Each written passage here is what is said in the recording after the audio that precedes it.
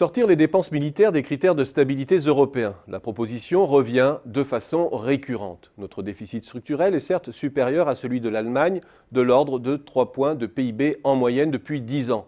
Mais si la France dépensait autant que l'Allemagne pour son armée, cet écart serait réduit de façon substantielle. De combien?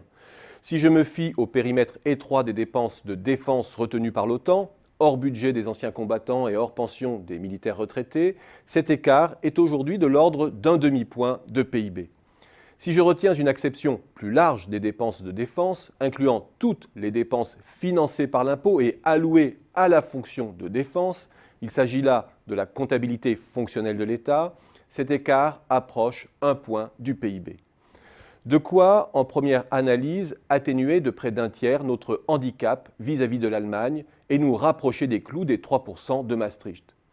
Les arguments, on les connaît. Notre surdimensionnement a pour contrepartie une capacité de dissuasion nucléaire et de projection sur les champs de conflit que les autres pays de la zone euro n'ont pas. Or, cette capacité et les coûts induits sécurisent l'ensemble du continent. La France produirait de la sorte un bien collectif européen. Mais on en voit aussi rapidement les limites. La France ne peut pas aborder cette question sans évoquer la piste d'un cofinancement européen. Un cofinancement qui débouche inévitablement sur la problématique plus large de l'édification d'une défense commune et à terme d'un abandon de souveraineté qu'elle ne souhaite pas. Difficile ensuite d'aborder la question du fardeau militaire sans prendre en compte tous les avantages que confère le développement d'un complexe militaro-industriel dans un pays, même si cette question reste aujourd'hui très controversée dans la littérature économique.